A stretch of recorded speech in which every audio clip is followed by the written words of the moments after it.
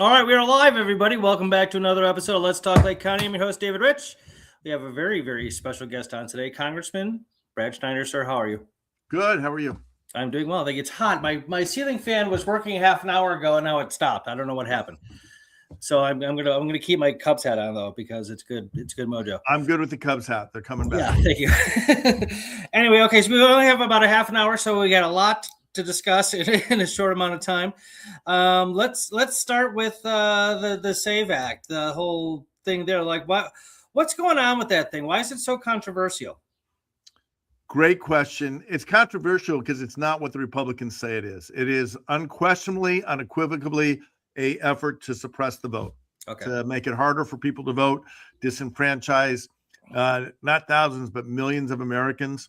Voting is our first fundamental right, and 100%. Probably the most important thing each of us can do as citizens, not to finish, to start. Cast our vote, make sure our voices are heard. 100%. The principles are fairly straightforward. In the United States, everyone who's a citizen should be able to easily cast their vote, confident that their vote will be counted, and certain that the tally of the vote will reflect the will of the people. Yep. And what the Republicans are trying to do is make it harder to vote, not count votes that are cast. That's the whole mail-in ballot piece. Yep. And the tally is only valid when they win. It's being sold. They talk about voter ID and requiring a driver's license. Mm-hmm. And I'll be honest, we should not reflexively say IDs are bad. We show an ID all the time. ID to check out a book, whatever the case may be. Sure. But I'll go back to the principle that every American should be able to easily and confidently cast their vote. Until we fix the problems with getting everyone that ID necessary to show, A, it's a state level, and B, we got to resolve the access to IDs before requiring IDs. And I think that's where most Democrats are. Yeah, okay. I guess, with all the shenanigans this administration is trying to pull, and a lot of them being overturned by courts, tariffs being one of the biggest ones, and the birthright citizenship thing being another big one. And then there's, that Supreme Court, smaller courts chiming in saying you can do this, you can't do that, blah, blah, blah. I don't know where in the Constitution it says it, but I think it's commonly understood that it pretty explicitly states that election rules are up to the states. Right? Okay. So like, what do you think it would have? Let's say like you guys go ahead and just pass the SAVE Act. Wouldn't the courts just shut down the parts in it that are like you can't get rid of mail-in voting because it's up to at the federal level, that kind of thing? A honest court would. I think we have questions. We have questions about that. I'm just looking at my copy. I'm at my desk. The House of Representatives shall be composed of members chosen every second year by the people of the several states, and the electors of each state shall have the qualifications requisite for electors of the most numerous branch of the state legislature. It's the states. I mean, the Constitution is clear. That is Article 1, Section 2, right at the very beginning. And let me, well, it's not what you're asking, but Article 1 is Congress, the legislative branch. Right. We have three co-equal branches: legislative, executive, judiciary. Mm-hmm. Congress is first, and that's not by accident in the Constitution. And one of the things I would like to see Congress do more of is take back the responsibilities and prerogatives assigned to our branch in the Constitution and get that rebalancing of the checks and balances necessary for a functioning republic. Gotcha. Okay. Yeah. I mean, it's quite clear, and I don't understand why he just doesn't seem to understand the Constitution at all. Nor does he have an interest to. Yeah, it doesn't seem like he does at all either. Okay. Where does it sit now in on the Hill? Like, is it about like what's taking? Like, I thought some people thought it passed like last year. And like, it passed the House. It didn't pass the Senate. It does not have the votes to pass the Senate. It is not going to pass the Senate. Okay. The House, there are a handful led by Anna Paulina Luna. Mm-hmm. Yeah, Florida. From Florida. She has basically told Speaker Johnson she's not going to let any rule pass And without a rule, no legislation is going to come that isn't going to pass with 2/3 majority. The way the House works is if you want to fast track a bill called suspension of the rules, you need 2/3 of the House to vote for it. Right. No Democrat's going to vote for the SAVE Act. And some of the Republicans recognize that it's disenfranchising their voters, and it shouldn't pass. So we're stuck. Gotcha. Okay. I actually like her. I've seen her, and I saw her on Bill Maher, and she was very articulate, very intelligent. I don't know about anything. I don't know about much of her policies and stuff, like policy positions or anything like that. But like, she came across as very professional. Yeah, I'll say this. It's hard to get to Congress, not impossible, but it's hard to get to Congress without being intelligent. You have to go out and meet people and convince them to vote for you. You have to be able to stand in front of a group and field hard questions with answers that satisfy at least enough of the group to cast their votes for you. So it's not that I am surrounded by a bunch of people who are stupid. What I am facing is a bunch of people who lack, whether it is the courage to stand up to this administration under President Trump is trying to do, or who are willing to take the principled stand. And when we're talking about the SAVE Act, every American, I don't care where you're born, if you are a U.S. citizen, you have the right to vote, and no one should prevent you from exercising that right, and no law should stand in the way of each American citizen exercising that right. Yeah, very cool. I'll quote one of my first philosophy professors, actually at College of Lake County, Brian Smith. Hopefully he's watching. Hello, Brian. He said to me a long time ago, and it was very profound, just because you're smart doesn't mean you're right. Right. And I got a distinction, and this just gives me a chance to share it, is the difference between intelligence and wisdom. Yeah, exactly. Thank you. Being smart is knowing that a tomato is a fruit, not a vegetable. Being wise is not putting that fruit salad, right? Fruit salad. That's a perfect anecdote. Okay, cool. All right, let's move on to Iran. What's going on? We just bombed the hell out of them again. I know they hit some ships in the Strait of Hormuz, right? Is that what triggered this all? But no, what triggered this? Start with the basic principle that Iran is the regime in Iran is a revolutionary regime that is seeking to exercise hegemony over its neighbors in the region, threaten the United States and our allies in the region. And Iran can never have a nuclear weapon. It's the largest state sponsor of terrorism. We need to thwart their efforts to fund terrorism. We need to address their missile threat. And they are probably, if not the greatest, one of the greatest violators of human rights in the world. Well, they're awful, yeah. Iran's a bad country. Yeah. The president decided, without authorization of Congress, to initiate a war against Iran with apparently a lack of long-term strategy, a coherent set of goals that we want to achieve, and that will move the region and the country to a better place. And anyone who has studied this area at all would know that if Iran was attacked, they were going to take over the Strait of Hormuz. It's a choke point. 20% of the world's oil flows through it. And they did. And then the president caved and said, "Oh, we got a problem," and signed an agreement with the Iranians. And there's a famous saying that Iran has never won a war, but they've never lost a negotiation. Long before where we are today, that is a statement about the Iranians. They are good negotiators. And J.D. Vance, Kushner, and Wickoff and the president thought they had an agreement with people who the president, when he likes you, he sings your praises, said, "These people are good people. They've changed. It's a different regime. We can trust them." We can't. But I had a meeting earlier this morning with some folks talking about the Middle East, and we're not going to achieve any of our goals, and this is true anywhere in the world, militarily. Military action is a tool in getting to where you want to be, but you never get to where you want to be without diplomatic resolution. And the president doesn't like diplomacy. He doesn't like engaging in the complicated dynamics of multilateral engagement, using the points of pressure we have on Iran, which include economic, which include the threat of military, but he used the military and used it to less than complete effect. So we're in this situation. Gas prices are rising again. The world is uncertain. Our allies facing toe-to-toe with Iran don't know whether they can count on the United States to protect them and bring them to a better place where their people can live in security. It's a terrible situation.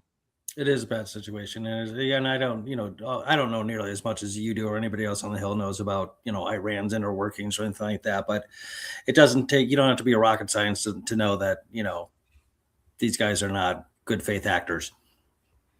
No, and you have to play 3D chess. You have to play probably 10D chess with Iran, if there's such a thing. And the president, we know he is a transactional president. That is his calling card. But his transactions tend to be day to day. And he thinks, all right, this is good today. We'll worry about tomorrow. The Iranians have a long-term view. And for now coming up on 48 years, the revolutionary regime has sought to extend their ideology and their influence across the region and around the world. And their capacity for pain, enduring economic hardships, they don't care about their people. Right. And it just doesn't appear that the president had a strategy, didn't have a clear set of goals, and didn't have a strategy to achieve what goals are necessary. Yeah, for sure.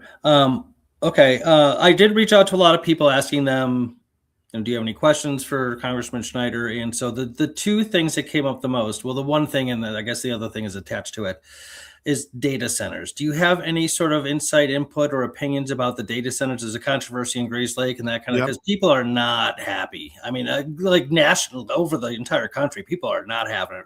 Right. I get it. And look, I'm going to put two things together. AI first. Yes. Which is lots of reasons for concern about artificial intelligence. One, the capacity for nefarious actors to use AI to cause harm in society and within the country.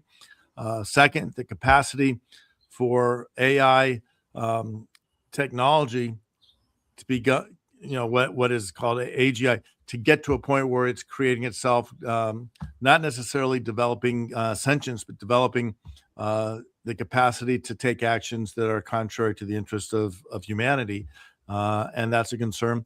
And the third piece is the demands on energy, on water, and everything else that goes with AI. And that's where the data centers come into play. If anyone's gone to the store to buy a new iPhone or iPad, they're going to see the prices are higher because demand for computer chips for AI is making it harder to get chips for things like our phones, our cars, or our refrigerators, everything that depends on these chips. We need to have a better understanding of the broad impacts and implications of artificial intelligence, use of artificial intelligence, and the infrastructure necessary to support that, the data centers. And, technology is always ahead of policymakers. Sure. We're starting to see the centers here in Illinois. There are other places like in Virginia where this is not a new issue. It's a long standing issue for them. I think they have more data centers than any other state. And we got to get it right. To the credit of our state legislature, and I'll call out our two local legislators, Mary Edley Allen in the Senate and Dan Dittich in the House. Illinois is leading the way on developing that policy. We've got to move quickly to develop policy because the technology is moving quickly. And that means bringing people together, hearing voices from all sides and making sure we're doing the right thing. I'm committed to doing that. We've set up some task forces in the House. I chair the New Democrat Coalition. It's the largest coalition of Democrats, 115 members. We've got groups working on the best way to address this. Hakeem Jeffries, the leader, soon to be speaker next year, God willing, has set up some working groups to talk about AI. And we got to move quickly, but it's still, we're behind the eight ball. As far as the local one in Grays Lake, I actually had a meeting with the mayors yesterday. All of our mayors and Mayor Davies was there, and they're working to make sure that they hear the voices of their constituents, residents in Grays Lake. Where it gets complicating, this is one of the things we talked about. You have the folks who are responsible for Grays Lake, the village council, the mayor. These things can have implications at a broader level. So we talked about bringing in all the different voices and trying to expand to understand the regional and statewide impact of data centers and artificial intelligence. And that's something I'll be working on. So long answer to a short question.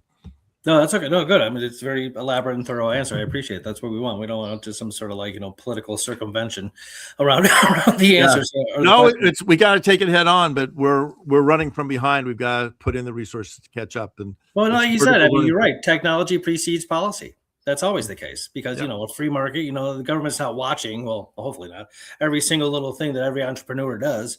So, that's good. That's what we want. Right.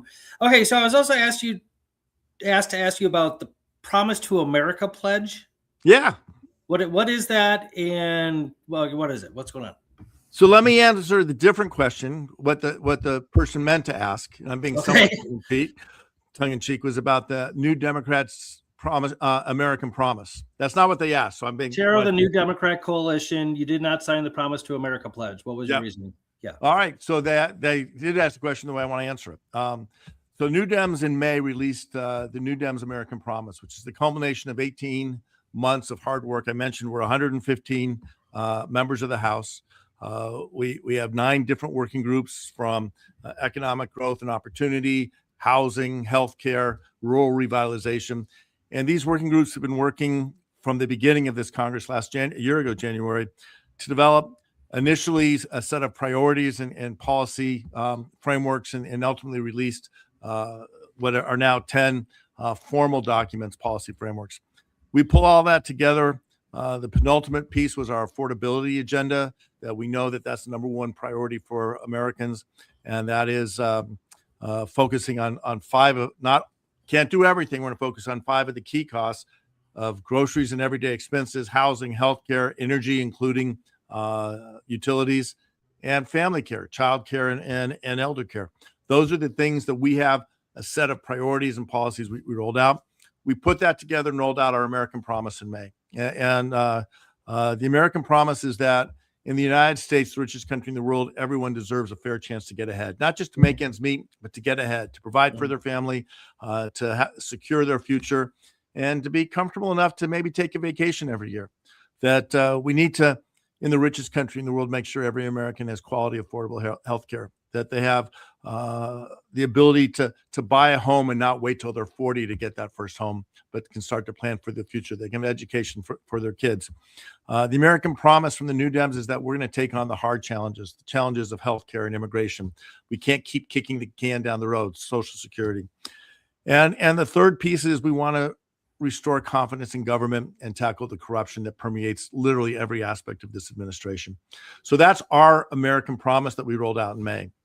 Separately, a group put out something called Promise to America.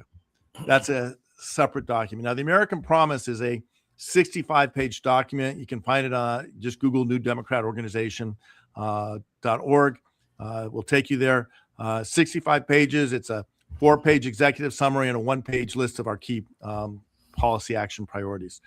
Something you can digest or dig down deep because it's got substance. And I don't want to be dismissive of the separate document, Promise to America, but it's a 1-page document, and much of it, all of it, I agree with. It says we're capitalists, not socialists. I am a capitalist. I don't believe in socialism, which is the idea that a central authority will control all means of production and distribution. Right. I do support social programs, that there's a social contract in this country that we're going to establish. Actually, I think I have, I took the book I have it here. A book called Strong Floor, No Ceiling, right? A guy named Oliver Lively. And the idea behind this book is that we are a country where we should set a floor that everyone has the skills and the resources and the opportunity to succeed. But we shouldn't put any cap on the ability of people to hit it out of the park, to have success beyond our wildest dreams. That's the American dream. And so my energies, and I talked to people who rolled out the Promise to America. Even I get confused. My energies are promoting this new Dem American Promise. I lead this group. I have a responsibility to this group. We've endorsed 33 candidates trying to flip the seats necessary to take the majority next year. The Democratic Congressional Committee has identified, I think it's 26 red to blue candidates, their targets. 23 of those 26 are new Dem candidates. So this is where my energies are going. So it's just a matter of bandwidth, but I feel really good about the new Dem American Promise. That is something that is robust. You can dig down deep and see what we're going to try to do.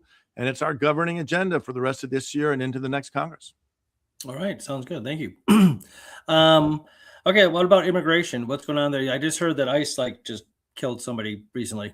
ICE shot a man. They're saying that he was fleeing. I've not seen video or evidence. I have my, I think, good skepticism on any report that comes from this administration of what might have happened when they do bad things, for a simple reason that oftentimes doing bad things seems to be their objective, not an unfortunate circumstance. Right.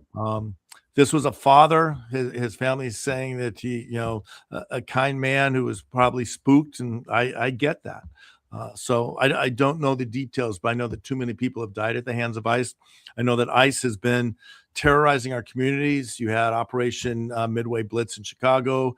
You saw what happened in Minneapolis, and Los Angeles, and Memphis, and Nashville, North Carolina, and they're going around the country. We had a fight over the spring. The Republicans wanted to give more money to ICE, and I've been very clear. I'm not going to give ICE or CBP another penny until they reform the way they do things, follow the law, drop their mask, put on the body cams, treat people with the same dignity and respect that we demand our local police authorities. Due process, that'd be nice. Due process as a matter of course, not as a concession, Right. but that's of course we follow due process because that's our Constitution, and that's what protects the rights and liberties of every single person in this country, citizens and non-citizens. Yeah, no, yeah, the Supreme Court ruled versus, and it stands the way it's been upheld for over 100 years now. And it's just, there's a lot behind that too, behind that decision, and some shenanigans from Clarence Thomas, where he said that they didn't consider non-slaves children, and the May 30th 1886, I think it is, so that you can read the transcripts from the Senate, and they were talking about Chinese immigrants and other people. It's all there. They very much considered other people. Well, I will tell you, we're celebrating our 250th birthday, the semi-cinquentennial. Got to get all those letters in there, right?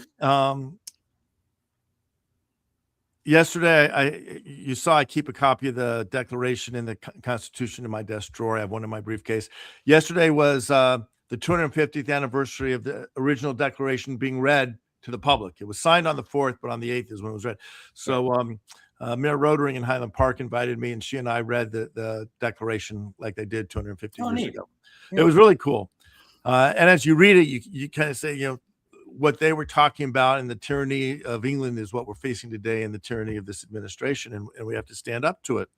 But the fact of the matter is, the promises in the Declaration, the commitments of our Constitution, these are promises and commitments that were made, but made incomplete at the time.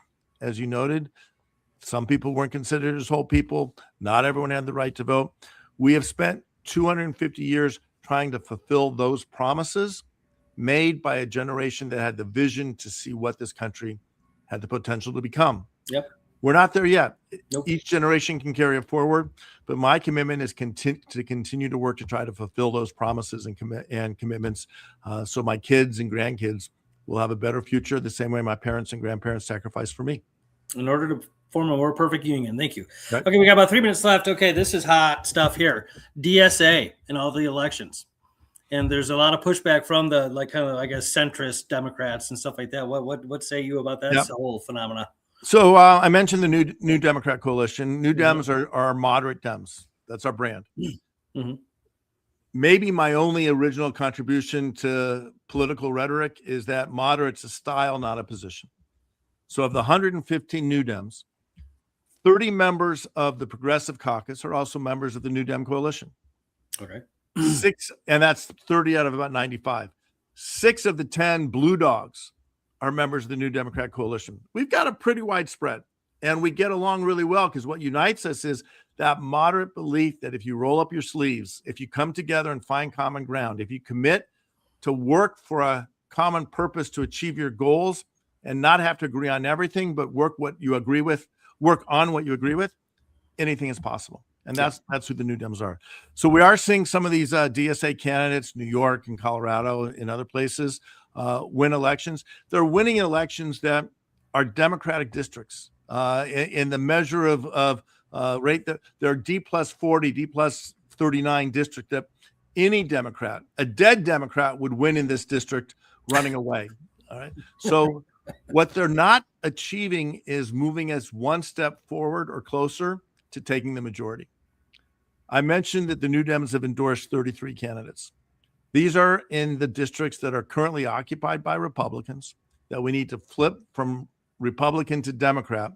We need to flip at least 3 seats. I'd like to flip all 33 seats so that when January 3rd comes, we elect the first African-American Speaker of the United States, Hakeem Jeffries, not because he's African-American, but because he's an incredible, extraordinary leader and someone who has kept the Democratic caucus united through 3 very tough years and is going to, in that unity, expanding on our diversity, bring a challenge to the administration. So stop the damage that they're doing, but also set a vision for the future so that in 2028, when we win the White House back, that we can actually take actions that will make Americans' lives better. And much of that's described in the New Dem American Promise. All right. So, okay, I got like 30 seconds left. What I'm inferring here is that you don't think the DSA candidates are a real threat to the main core of the Democratic Party. I know they're not a threat to the core of the main Democratic Party. We're a big tent. We have room for lots of voices. What I don't want to see on any side, anyone coming in and said, you have to agree with me 100% or you're not a Democrat. That's not my litmus test. Gotcha. My litmus test is, are you committed to work with me as a Democrat to advance our common purposes? We won't agree on everything, but let's talk about what we do agree, that everyone should be able to cast their vote. Start with that. We talked about that everyone in America should have quality, affordable health care from providers they know and trust when and where they need it. That in the richest country in the world, if you work hard, play by the rules, you should be able to have a secure and dignified retirement and not look at a future of destitution. That in a world with lots of global conflict, America that leans in and leads, uses our extraordinary convening ability to bring the good nations of the world together to stand up to the tyrants like Putin in Russia, Xi in China, and say, no, we're going to defend people's rights to live their lives. The idea, it doesn't say in a declaration that only Americans are endowed with inalienable rights. It said all people, right. Life, liberty, and the pursuit of happiness. We are that example to the rest of the world. And when we work together, and like I said, the New Dems span the whole spectrum of the Democratic caucus. We work across the caucus, but we'll reach across the aisle. We'll work with anybody to try to make the future better for every American. And so that's our goal. All right. Well, thank you very much. It's been a half an hour. Congressman Brad Schneider, thank you so much for taking time out of your clearly busy schedule to come on here and update the Lake County residents what's going on on the Hill there. Appreciate it. I know you're busy. Thank you. And I want to give you another tip of the hat again, because I just see your posting. You were like, we had like what, 4 or 5 parades on the 4th of July or something like that. We were 4 because Northbrook got rained out. We would have been 5 is our every year we do 5. And I had we were talking before, I had foot and ankle reconstruction. Yeah. So this year I was doing it from the back of a convertible, waving at people. But just as an aside, it was interesting. I've always walked the parade and I'm running back and forth and it's a great workout. But I realized that I'm missing half the people in the parade because when I'm on the left side of the street shaking hands, I miss the people on the right. When I'm on the right, I miss the people on the left. Sure. From the car, I couldn't shake hands, but I was able to make contact, say hello. So there's no right way to do it, but at least I was able to do the parades from the car this year. Yeah. Again, you just had foot surgery. That's tough stuff. We use our feet all the time, so it's rather debilitating. You're getting along better now than you were. I'm on the mend. I'm on the stationary bike inside. I hope to be on the outside bike by next month. So hopefully you'll see me on the road around the district. Well, very cool. Well, again, people really do appreciate like just how in touch with your constituents you are, because you really are all over the place, and that's a good thing. So thank you again. All right, Congressman Brad Schneider, thank you again, and everybody for tuning in to Let's Talk Lake County. Till next time, keep talking. All right, here, hold on a second. I'll just